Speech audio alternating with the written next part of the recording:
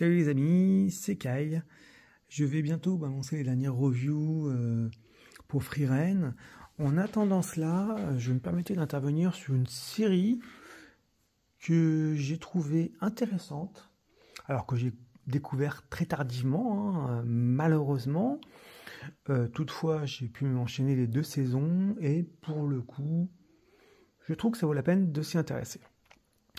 Il s'agit de Classroom of the Elite. Bon, ça date déjà de 2017, mais ça reste un animé assez sympathique. En fait, c'est vrai qu'entre les différents mangas et animés existants, avec du fanservice comme du Eden Zero par exemple, une très bonne action comme du Jujutsu Kaisen, ou du rire d'excellence comme Spy X Family, il manquait un manga un peu plus adulte, mature et fait avec un peu de passion. En fait, on ne peut nier que, pour moi, je ne peux pas nier que cette œuvre, on a un peu la preuve parfaite. On a des personnages charismatiques, on a des intrigues excellentes, malgré tout, même si dans une école, il n'y a pas une seconde de temps mort, il y a une profondeur de scénario assez intéressante. Pour moi, je trouve que c'est un vrai régal. Je suis vu vraiment les 2 saisons, je me suis délecté de ces 2 saisons. Je me réjouis d'avance que la troisième qui arrive en janvier 2024. Alors après, je suis un petit peu... Alors, c'est une série que moi j'aime beaucoup, c'est une régalade. Je suis un petit peu déçu pour le coup qu'il n'y ait pas beaucoup d'épisodes en fait. On en veut un peu plus, parce que bon, 12 épisodes, c'est vraiment pas suffisant. Mais enfin, on sent un petit peu le talent, la passion, le vrai régal. Alors effectivement, la patte graphique n'a rien d'exceptionnel. On voit pas les nez des personnages. Bon, après, on n'est pas non plus sur un manga non plus basique.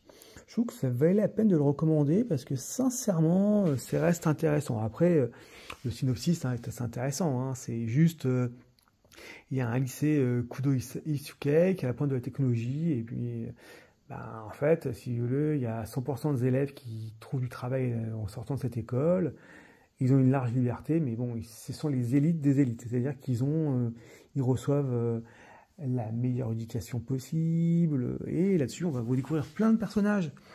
On va bien sûr découvrir Kiyotaka Yanokoji, qui fait partie de la classe D et qui est certainement le maître, une éminence au shadow, si on peut dire, une éminence grise vraiment de la classe, avec des personnages tout à fait intéressants, notamment Suzine, Kikyo, enfin, on voit pas mal de choses, on découvre beaucoup de personnages, on découvre des relations entre ces personnages, on découvre un petit peu les secrets de chacun, parce que comme dans beaucoup de mangas de cet acabit, tout n'est pas blanc ou noir, c'est pas la série la plus manichéenne qui soit. C'est des élèves qui sont dans des classes, 4 classes séparées, et qui ont pour but de monter dans la classe supérieure, puisqu'il y a la classe D, ils veulent passer en C, la C veut passer en B, et ainsi de suite. Assez classique.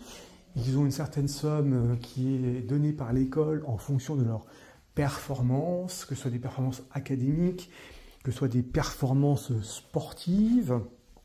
Ils ont bien sûr des petites thèses, des examens dans le réel. Enfin, on a pas mal d'épreuves un peu différentes. On a pas mal de personnages qui, bien sûr, vont tenter d'être un petit peu trafiquer les résultats quelque part, un petit peu, ou utiliser tous les moyens autorisés, puisque bon, dans cette école, un certain nombre, cette somme-là, et la somme qui est gagnée au fil de l'eau permet d'acheter n'importe quoi au sein de l'école.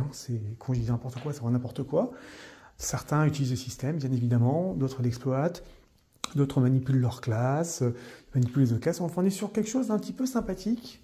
Franchement, c'est sincèrement assez agréable. C'est vraiment une belle surprise que j'ai découvert en début d'année. Donc je me suis dit que comme je me mettais un petit peu à ma chaîne YouTube, pourquoi pas, là encore, partir sur des séries qui, effectivement, pour moi, valent vraiment la peine d'être testées, regardées, et puis après, faites-moi un retour de votre part.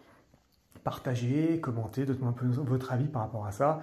Moi, je ne suis qu'un animé en ligne, donc je n'ai pas lu les mangas, mais ça reste efficace, ça reste intéressant, riche de personnages, riche d'histoires. C'est pas que les tranches de vie, donc là encore, Je recommanderais cette série. Donc, je pense que c'est une série intéressante à voir et à découvrir. À plus, les amis.